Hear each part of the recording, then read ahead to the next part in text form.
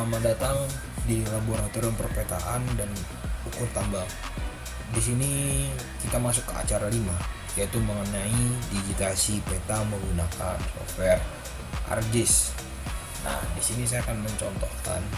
Yang pertama, kita akan melakukan suatu georeferencing. Yang kedua, kita akan melakukan suatu digitasi. Dan yang terakhir, kita akan melakukan suatu layout. Yang mana layout sendiri merupakan suatu output dari processing.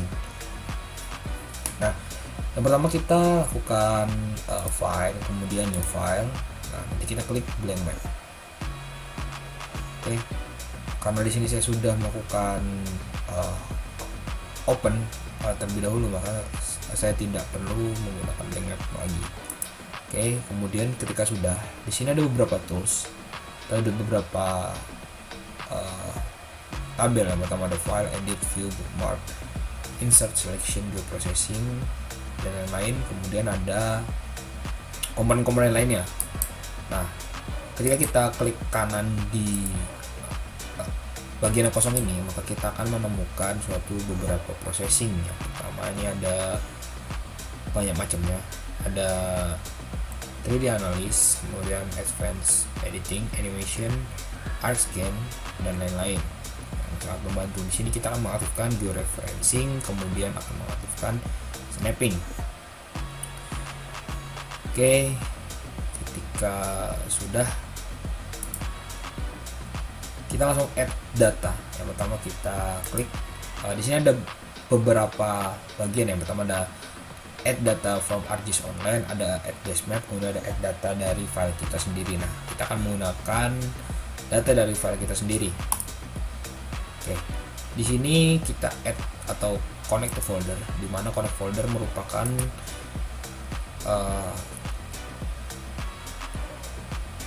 di mana kita harus mengkoneksikan ArcGIS ini dengan folder yang akan kita atau folder di mana objek kita berada.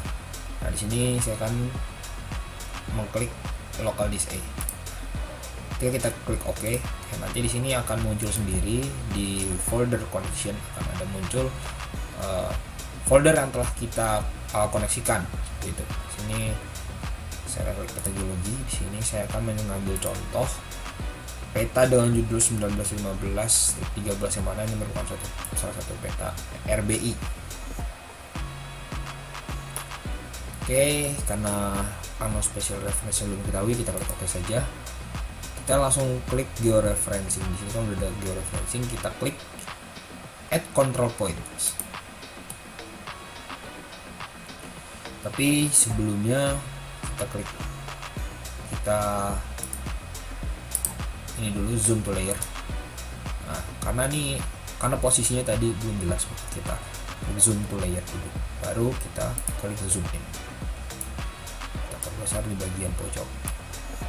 Di sini ada banyak, ada yang kita bisa menggunakan decimal atau nanti bisa menggunakan DMS ya. Kita klik kiri, kemudian klik kanan, kita pilih input DMS of long and latitude. Di sini juga kita bisa menginput X dan Y nya juga, gitu, karena saya ada X dan Y. Tapi lebih enak kita klik DMS of longitude dan latitude. Klik. Oke, di sini kita masukkan 117, terus 0, terus 0 ya, karena di sini nggak ada, kita asumsikan 0. Nah, selanjutnya di sini ada pilihan east dan west. Nah, karena di sini timur ya, kita pilih east. Kemudian latitude-nya 0, kemudian 30, kemudian 0 lagi. Nah, di sini ada north south, jadi artinya ada utara dan selatan. Nah, karena di sini kita ada selatan, maka kita pilih south. Klik OK. Oke. Nah, di sini kan hilang nih. Gimana caranya? Kita klik. Selanjutnya kita lanjut lagi. Kita georeferencing ke arah sini dulu. Kita klik. Kemudian klik. Sama ya nih. Oke. 17.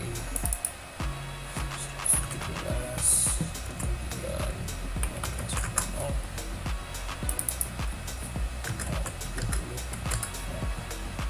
oke lagi.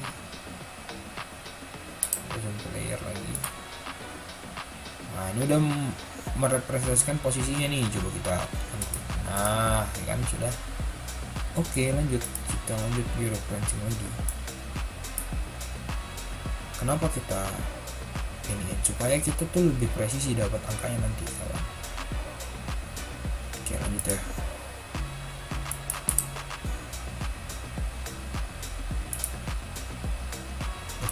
Bentar.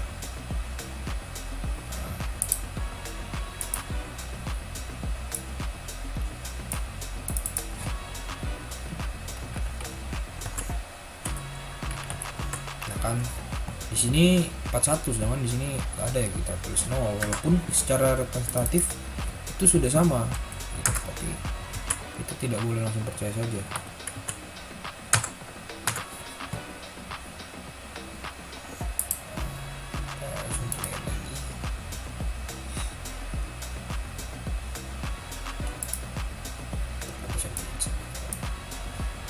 Sebenarnya bebas saja ya kawan, jadi boleh di sini boleh dimanapun, artinya supaya enak saja kita di setiap sudutnya aja, supaya enak gitu.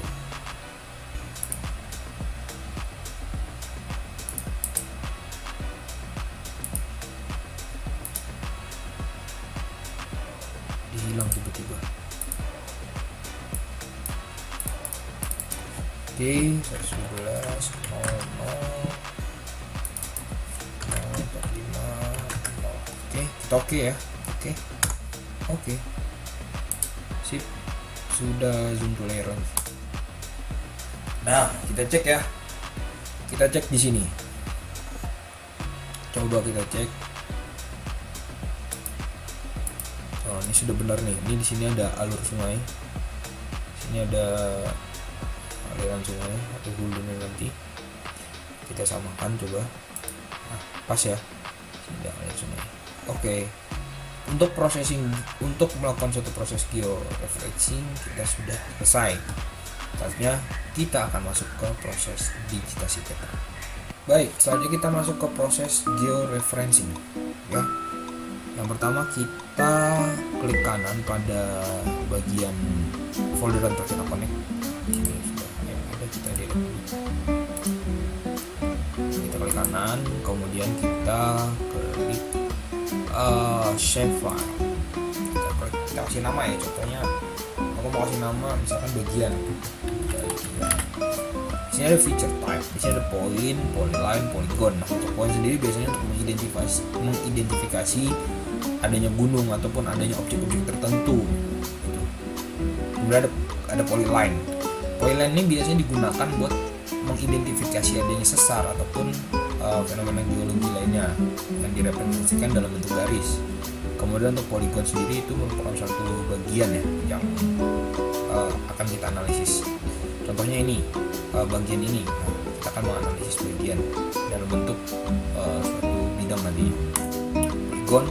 Kemudian koordinat sistemnya kita edit, kita pilih WGS 84. Nah kenapa kita pilih WGS 84? Nanti itu akan dijelaskan pada praktikum oleh asisten terkait.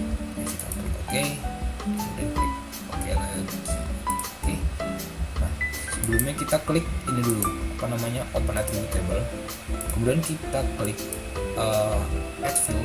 Nah kita tambahkan keterangan. Kita ganti teks. Oke, kita OK.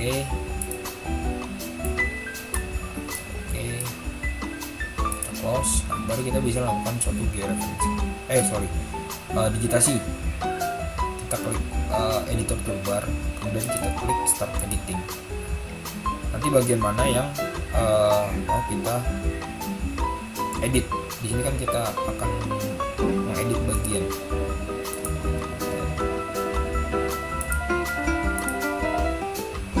Oke, kita pilih di sini bagian, kemudian kita pilih polygon. Langsung kita lakukan digitasi saja.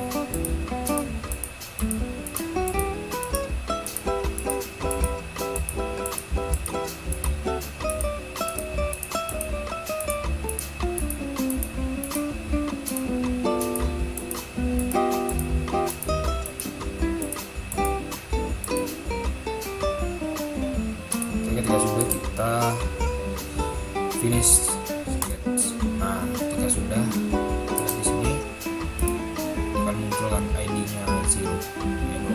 base-nya. Nah, kita ingin sebenarnya untuk melakukan suatu digitasi ada beberapa cara ya. Yang pertama, caranya itu kita sketch satu-satu manual. Jadi kita untuk yang bagian dalamnya kita sketch dulu, nanti baru bagian luarnya. Tapi menurutku itu lama sih. Kita lebih baik bagian dalamnya dulu, bagian base-nya dulu atau bagian yang paling besar dulu, nanti bagian kecil-kecilnya baru kita sketch. Itu lebih enak menurutku. Kemudian kita pilih cut polygon tools. Tapi sebelumnya kita klik kanan dulu, kita klik dulu ini ya, kemudian kita ganti warna jadi warna transparent seperti ini. Kemudian kita lakukan cut polygon tool. Nah, kita cut polygon tool untuk mendigitasi bagian dalamnya. Tapi sebelumnya kita aktifkan tool snapping terlebih dahulu. Fungsinya untuk apa? Kita lihat sendiri nanti. Kita lakukan.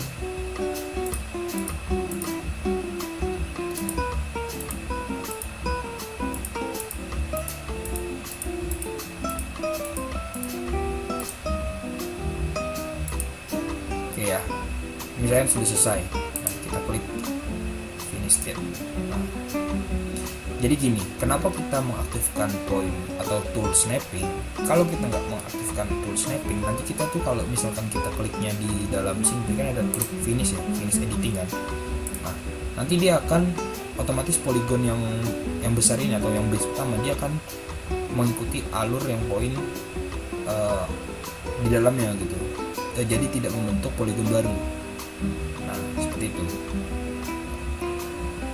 Nah, kalaupun kita ingin membentuk seperti ini kan ada dua polygon kan, ada yang base kemudian ada yang dalamnya.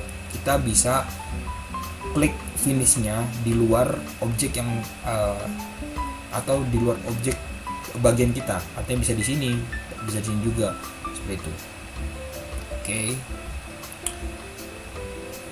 kita lihat di sini, kita klik open attribute table. Nah, di sini ada contohnya ya.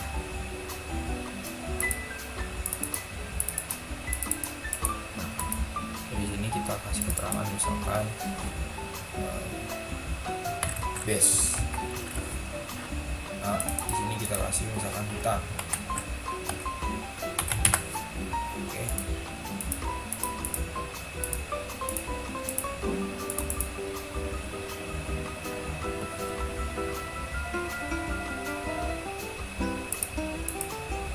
Oke, kita close. Nah, baru kita lakukan suatu simbologi. Kita pilih categorize, value fitnya kita menjadi keterangan, kemudian kita klik add all value.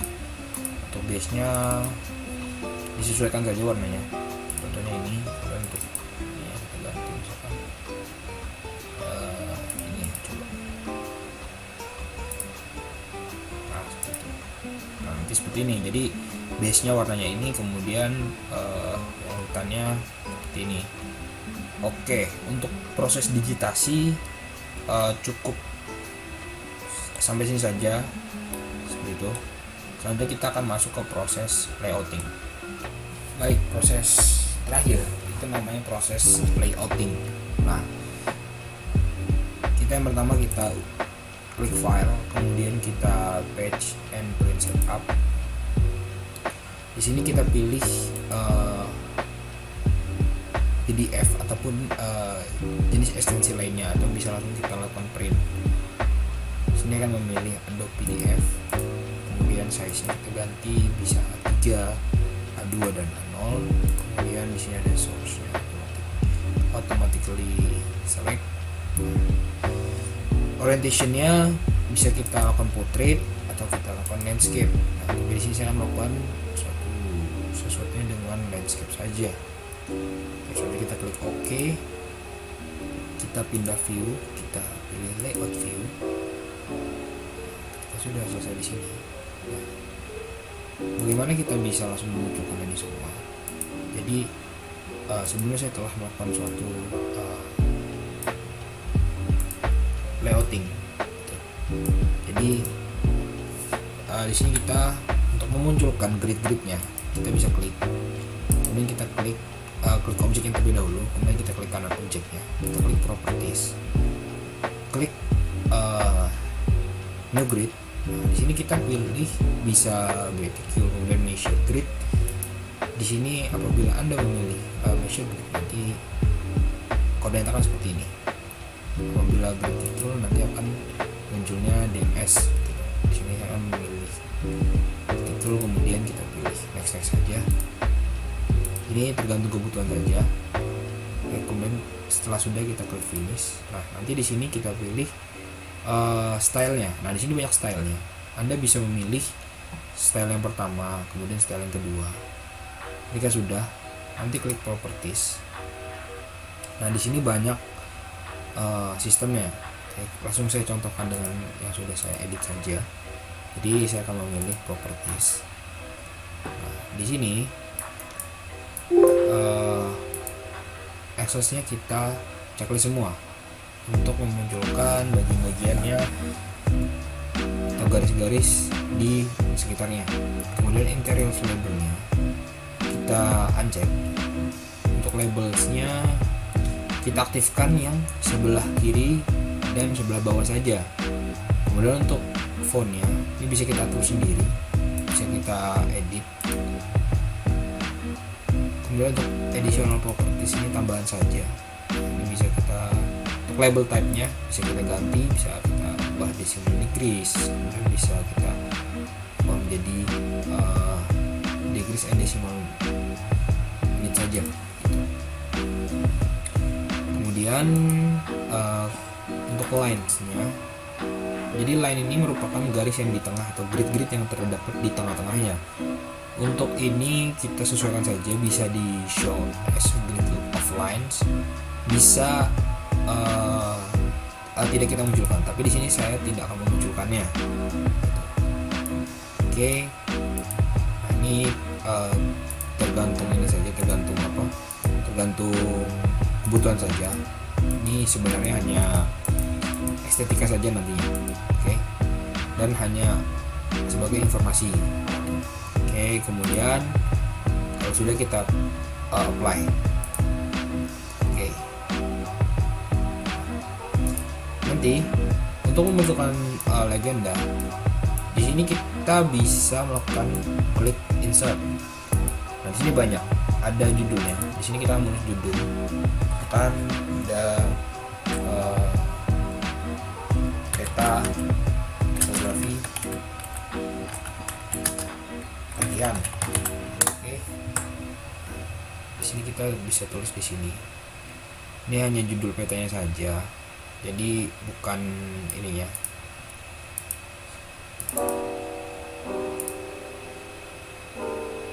Nanti ini tipenya dokumen, kemudian jadi teks ini tuh itu sebagai dokumen, kemudian sebagai judul. Apabila kita ingin menambah teks di sini, kita bisa klik insert, kemudian klik teks. Nah, di mana munculnya?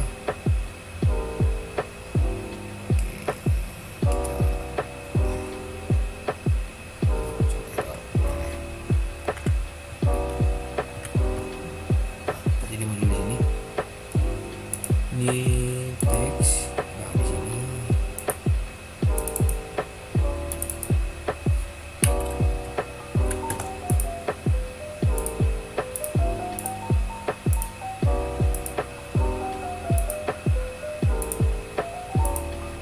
bisa insert lagi saja.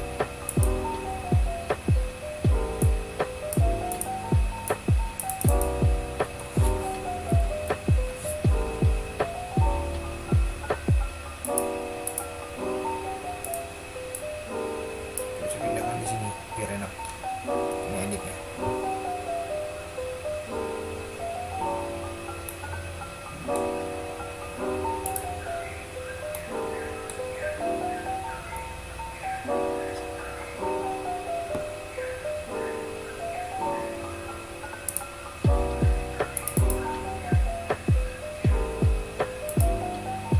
Saya tulis peta topografi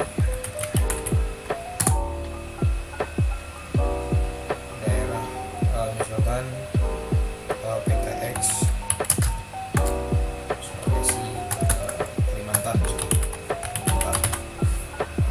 mau memperbesar teksnya ini, kita klik change simbol, bisa kita bahkan misalkan menjadi 8. Oke, itu kita bisa bold juga sama terlalu besar, kita bisa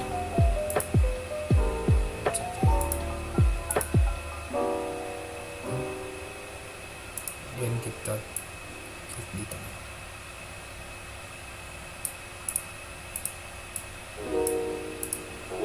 Nah, bagaimana sih untuk mengklik atau menambahkan skala? Oke, jadi gini, untuk menambahkan skala kita klik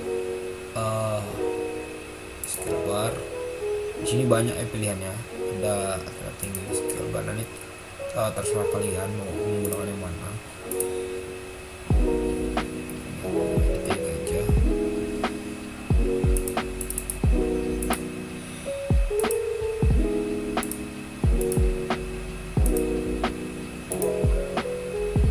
Terserah kita mau menggunakan yang mana.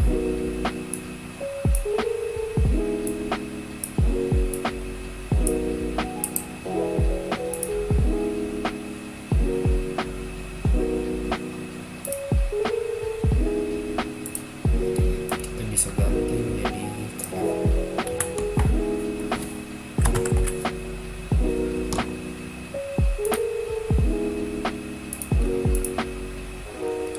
kemudian untuk menambahkan kita bisa klik, kita delete dulu coba ya, kita klik insert, kemudian kita klik round,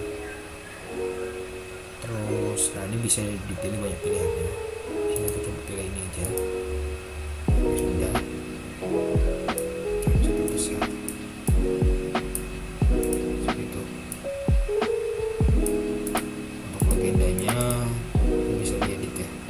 Bisa ditambahkan atau bisa dikurangkan nanti.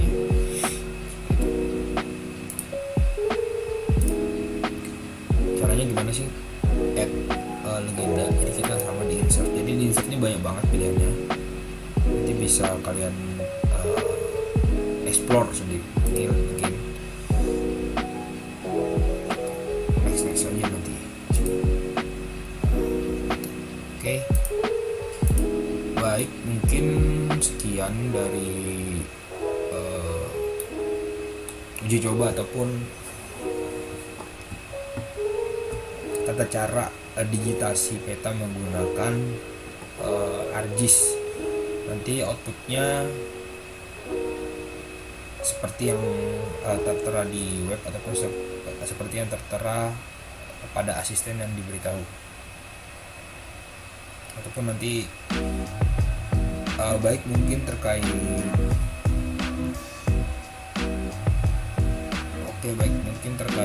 praktikum ataupun terkait tata cara penggunaan ArcGIS, penggunaan digitasi digital. Baik mungkin sekian terkait tata cara digitasi menggunakan ArcGIS. Untuk layoutnya atau untuk outputnya sendiri nanti berupa peta topografi seperti itu, atau berupa hasil digitasi kalian. Baik, terima kasih telah menyaksikan praktikum atau telah menyaksikan video pada kesempatan kali ini. Apabila ada yang salah, mohon maaf. Terima kasih. Assalamualaikum warahmatullahi wabarakatuh.